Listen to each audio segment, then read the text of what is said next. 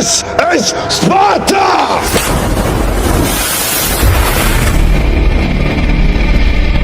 Halo follower yang budiman, gimana kabarnya? Kali ini saya akan review film-film khusus untuk kalian. Jika nonton tapi nggak mau ke bioskop dan harus bayar, wadaw. Bagi yang sudah subscribe channel ini, saya haturkan beribu-ribu terima kasih. Semoga kalian sehat dan bahagia selalu. Dan jangan lupa bersenang-senang. Tinggal duduk temani dan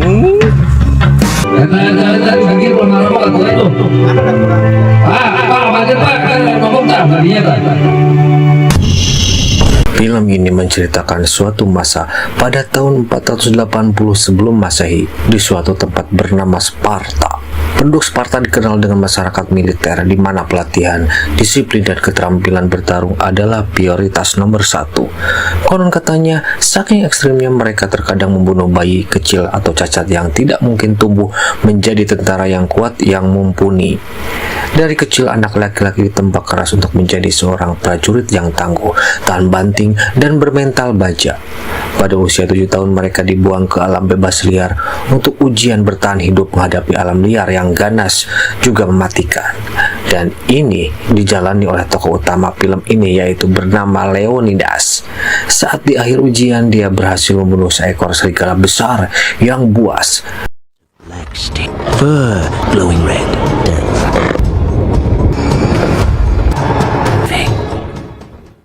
Dengan kecerdikannya menjebak serigala itu di sebuah lorong yang sempit, sehingga dengan mudah Leonidas membunuhnya. Atas semua keberhasilannya, saat kembali dia diangkat jadi Raja Sparta. Dan inilah saudara-saudara, jeng-jeng.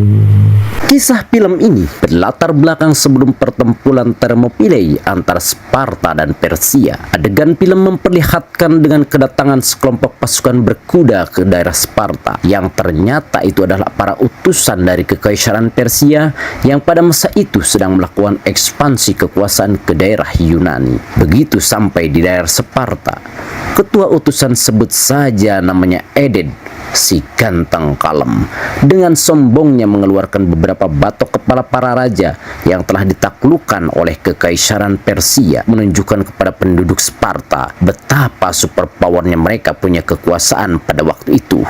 Salah satu prajurit kepercayaan Raja Leonidas bernama Artemis melaporkan kedatangan utusan tersebut kepada Leonidas yang saat itu tengah melatih anak lelakinya bertarung. Tampak pula sang ratu Sparta bernama Gorgo berada di sana.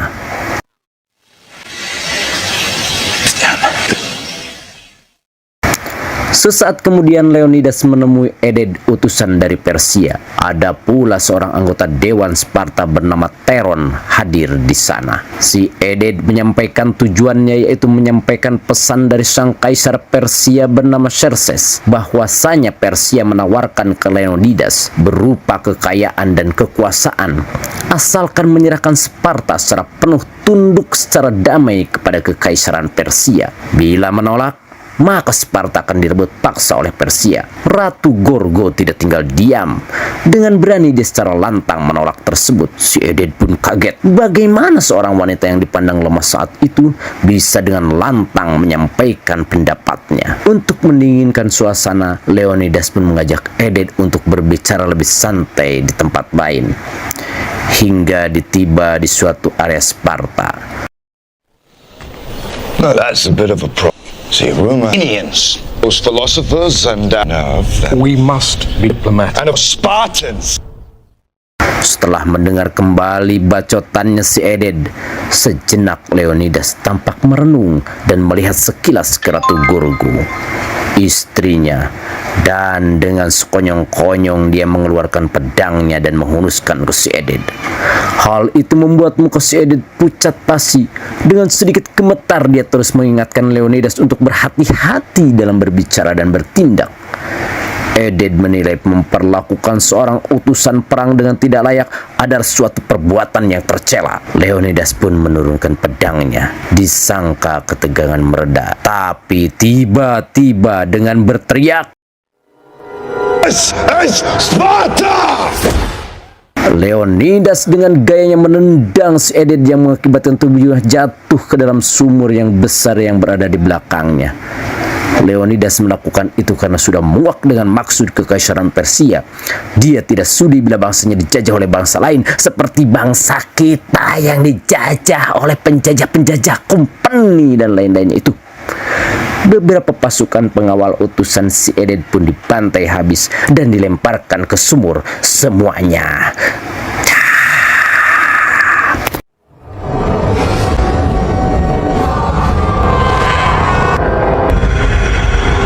Setelah kejadian pembunuhan para utusan Persia, Leonidas menyadari penyerangan besar dari kekaisaran Persia tinggal menunggu waktu.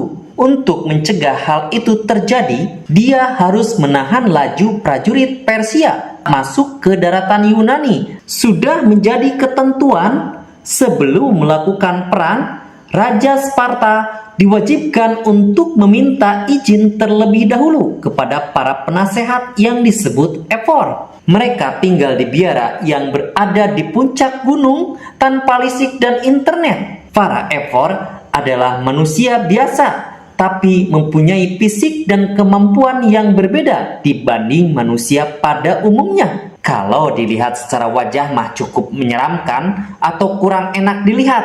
Goreng patut kasarnya mah jika ririwa. Guys, setelah saling bacepot di luar dugaan Leonidas, para ephor ternyata melarang Leonidas untuk berperang dengan alasan waktunya berbenturan dengan perayaan Karnia, di mana sangatlah pamali atau tabu melakukan kegiatan seperti perang, nyaba, ngarit, nyawah, dan lain sebagainya.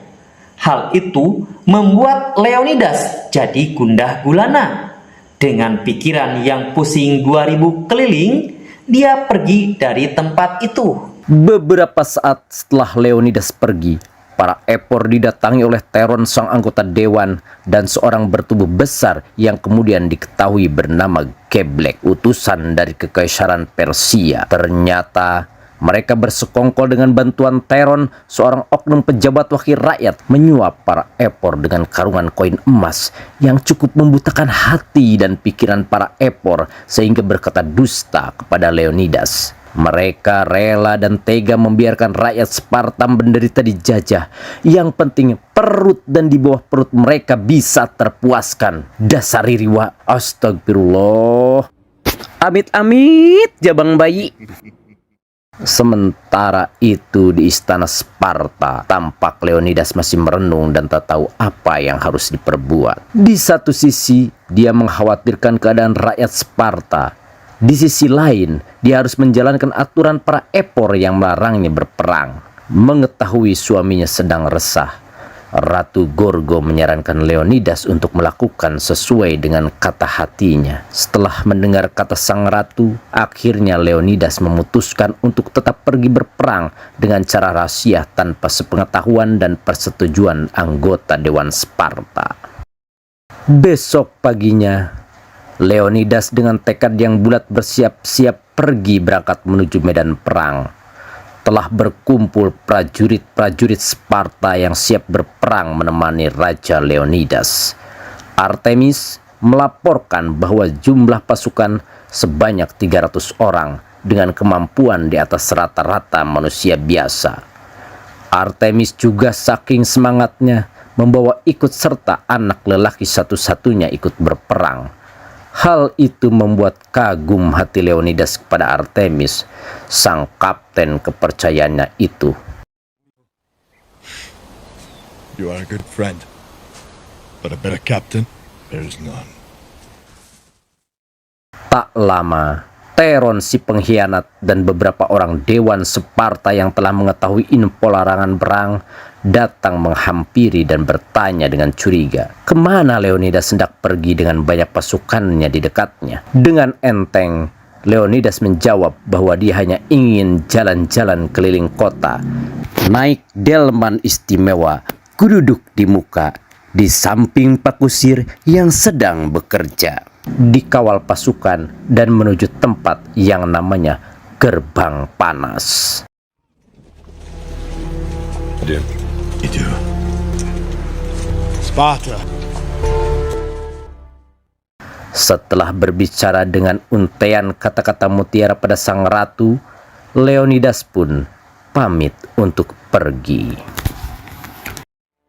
Goodbye, my love, Sparta. No weakness. Leonidas bersama 300 prajuritnya berjalan menuju gerbang panas dengan menyanyikan lagu. Mereka sangat percaya diri untuk siap bertempur di medan perang. Di tengah perjalanan, pasukan Sparta bertemu dengan segerombolan pasukan dari Arkadian, salah satu negara bagian Yunani. Dipimpin Daksus, mereka berniat bergabung untuk menahan serangan pasukan Persia yang menuju Yunani. Daksus sangat heran dengan pasukan yang dibawa Leo yang hanya berjumlah 300 biji saja, sangat sedikit dibandingkan dengan pasukan Arkadian yang bersamanya. Dengan tersenyum mesem, Leonidas bertanya ke beberapa orang prajurit Arkadian tentang siapa dan apa pekerjaan mereka. Satu-satu menjawab dengan mengatakan bahwa mereka bukan asli prajurit, melainkan dari berbagai profesi. Ada yang petani, nelayan, tukang cendol, tukang ngurak, dan lain sebagainya, yang tentu saja belum teruji kemampuannya untuk bertarung. Wadaw, kacau ini mah, pikir Leonidas. Dengan menghela napas dan menoleh ke arah pasukan Sparta, dia menanyakan, siapa kalian? Siapa kalian?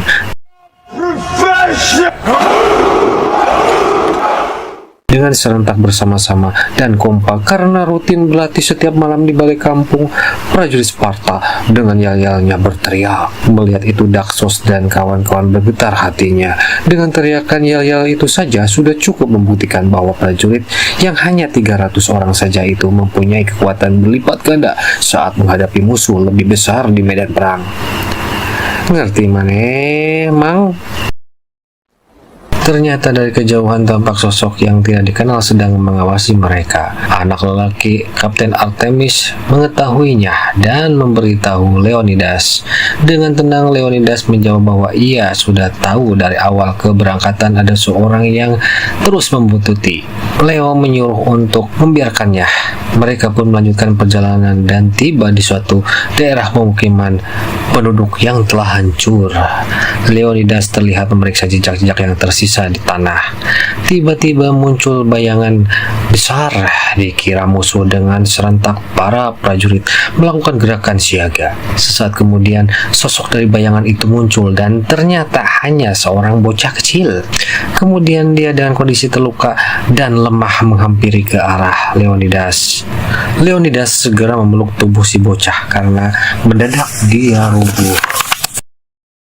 Ketika dipelukan Leo, si bocah dengan perlahan berbicara bahwa desanya telah diserang oleh pasukan Persia. Dan tak lama kemudian si bocah itu pun menghembuskan napas yang terakhir. Leonidas tak sengaja melihat ke arah atas dan terhampar pemandangan yang mengerikan saat banyak mayat orang-orang yang diikat di sebuah pohon besar, dan itu adalah ulah biadab para pasukan Persia. Perjalanan pun berlanjut dan sampailah mereka di sebuah bibir jurang sebuah pantai. Terlihat dari kejauhan begitu banyak sekali kapal-kapal besar milik kekaisaran Persia yang berada di sana. Hal tersebut tidak membuat gentar hati para pasukan Sparta. Saat itu hari begitu gelap dan terjadilah hujan disertai badai besar yang dahsyat. Ajaibnya, badai tersebut membuat kapal-kapal milik Persia hancur dan banyak sekali para prajurit Persia yang tewas tenggelam. Tentu saja hal itu membuat semua pasukan Sparta bergembira, bersukaria. Cerita sekilas beralih ke negara Sparta. Tampak Ratu Gorgo sedang bertemu dengan anggota dewan yang jujur juga dapat dipercaya. Ratu Gorgo meminta untuk menyampaikan kepada anggota dewan lainnya, yaitu untuk diadakan pertemuan yang membahas tentang pengiriman pasukan tambahan untuk Leonidas dan 300 pasukannya melawan prajurit Persia. Keesokan harinya, Daksos dan seorang prajurit Sparta bernama Duye mengintip dari balik bebatuan di pinggir jurang ke pesisir pantai. Betapa terkejutnya Daksos melihat begitu banyak pasukan Persia yang berada di sana. Beda halnya dengan Siduyeh dan para Sparta lainnya, dia begitu senang karena akhirnya bisa melawan yang sepadan dengan kemampuan mereka. Si Daxos hanya bisa kerung dan gogodeg saja keheranan. Pada hari yang sama, tampak beberapa orang utusan dari Kekaisaran Persia mendatangi para pasukan Sparta yang sedang membuat tembok batu. Utusan Persia itu lalu menyampaikan pesan dari sang Kaisar Xerxes supaya pasukan Sparta tunduk menyerah atau mereka akan dimusnahkan. Awalnya dia mengejek prajurit Sparta yang sedang membuat dinding batu, tapi beberapa saat kemudian dia terdiam dan menyadari bahwa di antara dinding batu itu ada tumpukan mayat-mayat prajurit Persia yang telah mati dibantai pasukan Sparta. Si utusan itu dengan nekatnya mengeluarkan cambuk besarnya, tapi dengan secepat kilat Siduyeh dengan golok saktinya terlebih dahulu memotong tangan utusan tersebut hingga putus.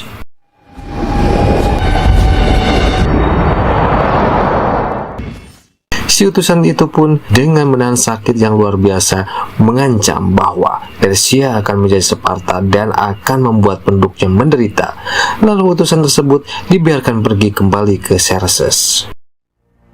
Di tempat lain, Leonidas sedang membicarakan strategi menghadapi pasukan Persia dengan Kapten Artemis. Dia sengaja membangun tembok batu untuk memancing pasukan Persia ke celah yang lebih sempit sehingga lebih mudah menghabisinya. Tiba-tiba dari kegelapan muncullah orang yang selama ini membuntuti Leonidas dan pasukan Sparta. Sebut saja si Tongki.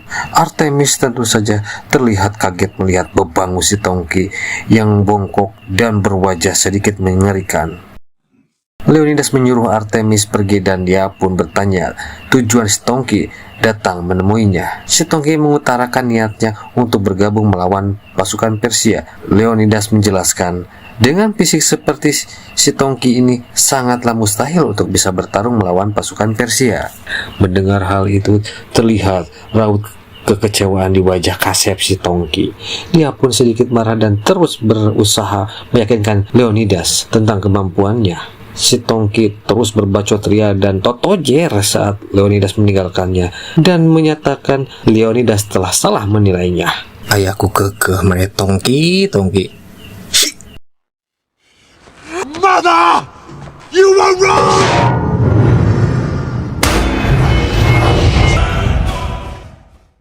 Dan hari di mana pertempuran besar pertama pun terjadi. Terlihat ribuan prajurit Persia bergerak menuju pasukan Sparta. Leonidas menyuruh pasukannya yang telah bersiaga untuk diam di tempat di celah sempit sampai pasukan Persia mendekat. Setelah berjarak beberapa puluh meter, salah satu komandan pasukan Persia kembali memperingatkan pasukan Sparta untuk menyerah. Leonidas menjawabnya dengan lemparan tombak salah satu prajuritnya yang tepat mengenai tubuh sang komandan Persia tersebut yang langsung jatuh tersungkur dari kudanya.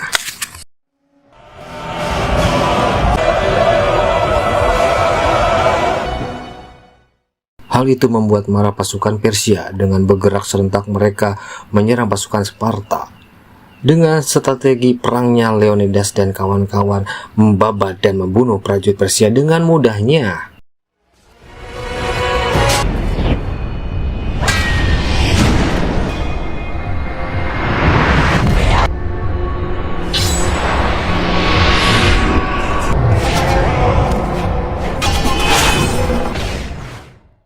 Hingga tersisa beberapa prajurit yang berada di barisan paling belakang. Tanpa ampun lagi pasukan Sparta mendorongnya hingga tepi jurang dan akhirnya semuanya binasa jatuh ke jurang tersebut.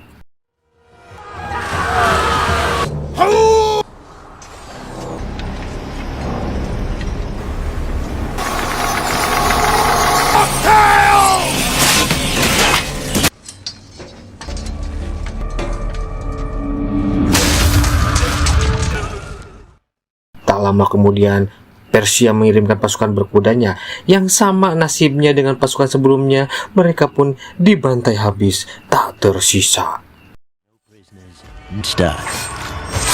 Leonidas berjalan sendirian, hendak bertemu dengan seorang dari Kekaisaran Persia. Tampak dari kejauhan, rombongan kecil pihak Persia membawa singgasana besar yang ditandu oleh beberapa puluh orang. Ada seorang yang berdiri di sana. Siapakah dia, guys?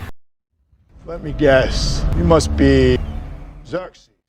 Dan inilah Raja Xerxes itu, pemirsa, yang saat itu berkuasa di Persia dengan segala kemampuan, kewibawaan, dan tubuh bongsor dipenuhi dengan aksesoris anting-anting dan sebagainya. Dia begitu disegani keluarga dan rakyatnya. Percakapan dua raja itu pun berlangsung seru. Xerxes dengan gaya yang sedikit gemulai merencanakan dan menawarkan kembali kepada Leonidas untuk tunduk dan berhenti melawan. Dia membujuk Leo dengan kekayaan dan ketenaran jika Leonidas menurutinya. Tapi Leonidas sekali lagi dengan tegas menolak untuk menyerah.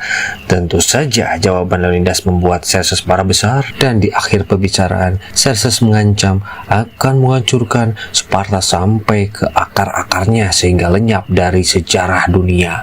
Anjay.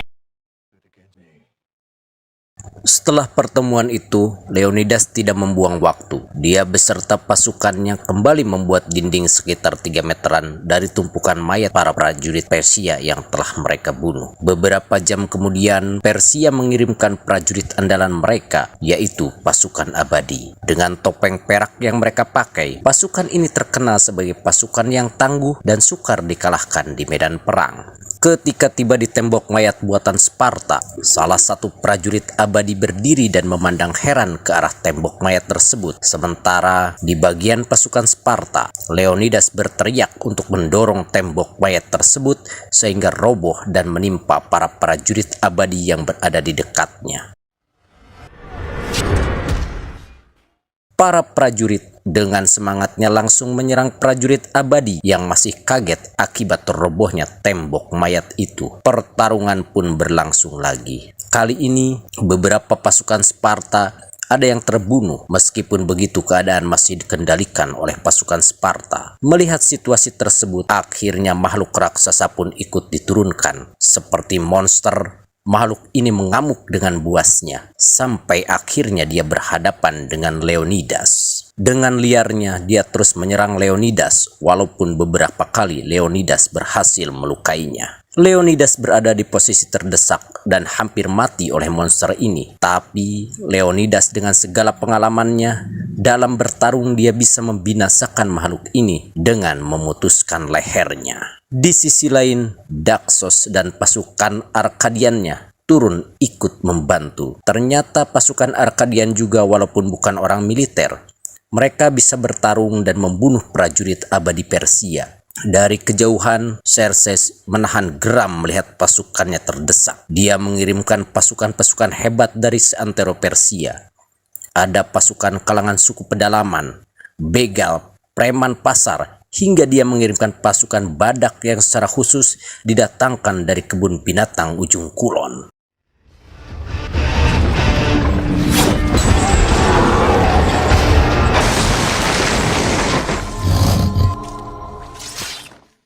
Tidak ketinggalan pasukan pengebom yang semuanya bisa dikalahkan oleh pasukan Leonidas.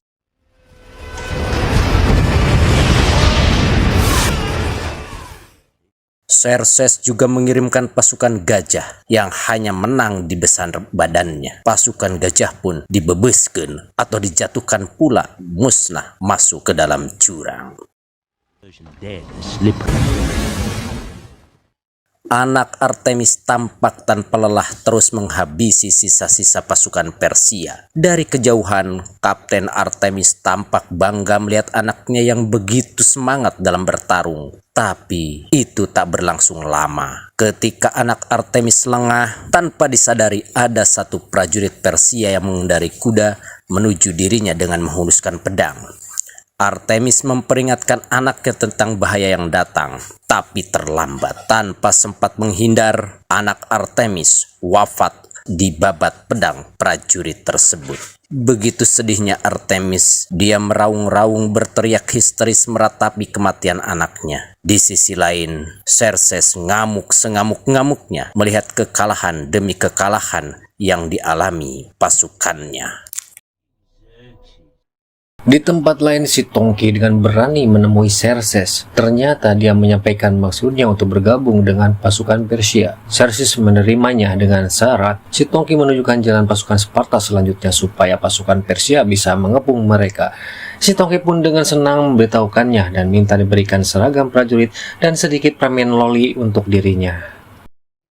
Ratu Gorgo pun bertemu dengan Teron. Dia menyampaikan maksudnya, meminta persetujuan para dewan lewat perantaraan Teron untuk mengirim pasukan bantuan Sparta ke Leonidas. Teron menolak dengan alasan yang membuat Ratu Gorgo bingung harus berbuat apa. Sejenak kemudian, Teron dengan senyum-senyum gumasep, dia berkata akan menyampaikan ke dewan lainnya asalkan Ratu Gorgo memenuhi persyaratannya. Ratu Gorgo terkejut mendengar keinginan bejat Teron pada dirinya demi negara dan suami tercintanya.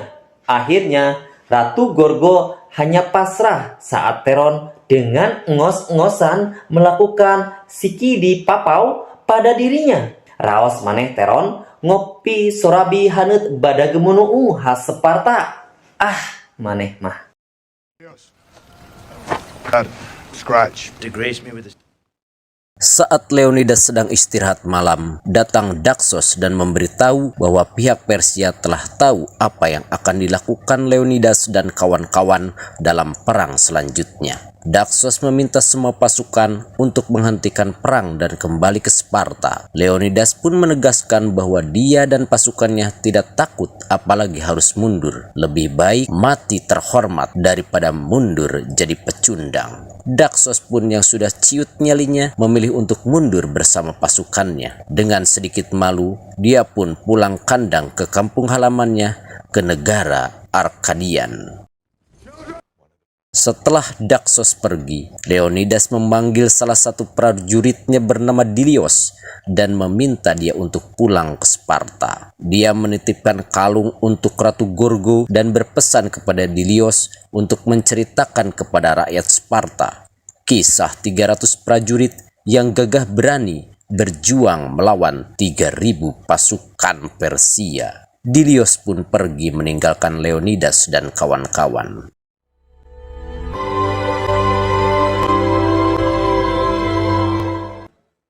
Kisah beralih lagi ke kota Sparta. Hari itu, Ratu Gorgo datang ke tempat di mana anggota Dewan Sparta berkumpul. Dengan lantangnya dia bicara perjuangan Leonidas dan 300 prajuritnya melawan Persia. Teron tiba-tiba memotong pidato sang ratu.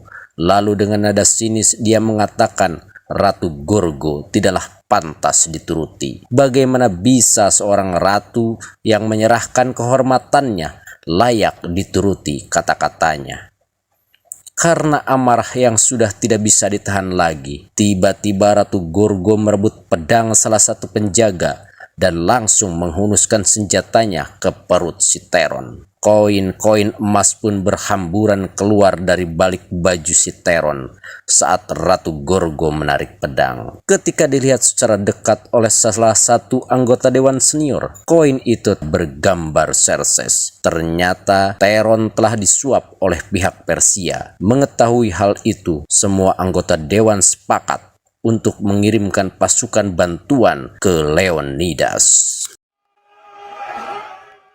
Selanjutnya kita kembali lagi ke medan perang. Atas ulah si Tongki sang pengkhianat, pasukan Leonidas sekarang berada dalam kepungan ribuan pasukan Sparta. Tampak Raja Xerxes ikut hadir di sana secara dekat. Leonidas tampak berdiri tegap tanpa ada rasa takut, walaupun dia dan pasukannya dalam kondisi terjepit. Salah satu komandan pasukan Persia untuk terakhir kalinya memberikan kesempatan kepada Leonidas untuk menyerah. The god king admire Spartan valor. You will ally. Use your nation! Beg you! Generosity, insults. Setelah beberapa saat terdiam, saat suasana hening, Leonidas secara perlahan melepaskan penutup kepalanya, melemparkan tameng besinya, menjatuhkan tombaknya, dan duduk bersimpuh. Apa yang akan dilakukan Leonidas? Kita pasti menduga Leonidas sudah lelah dan akan menyerah. Tapi ternyata kita semua salah. Dengan berteriak memberikan aba-aba menyerang, Leonidas dengan secepat kilat mengambil kembali tombaknya dan berlari seraya melemparkan tombak tersebut ke arah Xerxes. It threw him off back to his target. Xerxes pun yang tak menduga aksi Leonidas itu hanya dia mematung, hingga dia baru tersadar tombak Leonidas menyerempet bagian pipinya sehingga mengeluarkan darah. Pasukan Xerxes selalu menyerang dengan berbagai jenis senjata, termasuk ratusan panah. Hal ini mengakibatkan sebagian besar pasukan Sparta mati dan yang lainnya sekarat. Tinggal Leonidas yang terluka parah akibat panah. Di akhir-akhir kematiannya, dia terharu dengan semangat para prajurit Sparta yang telah berjuang sampai mati demi negaranya. Dengan sisa-sisa tenaganya, Leonidas berdiri menghadap tentara Sparta. Tak lama ribuan panah memenuhi langit dan menghujam tubuh Leonidas. Sementara itu Dilios yang telah tiba di Sparta dengan sedihnya pergi menemui Ratu Gorgo dan memberikan kalung suaminya. Tahun-tahun berikutnya, tampak Dilios sedang berorasi di hadapan prajurit Sparta. Dia bercerita tentang Raja Leonidas dan 300 prajuritnya yang berani mati melawan Persia. Dia pun meneruskan peperangan melawan Persia terus berlanjut. Tapi kali ini bukan dengan hanya 300 prajurit saja, melainkan ribuan pasukan tangguh Sparta. We rescued him in tyranny.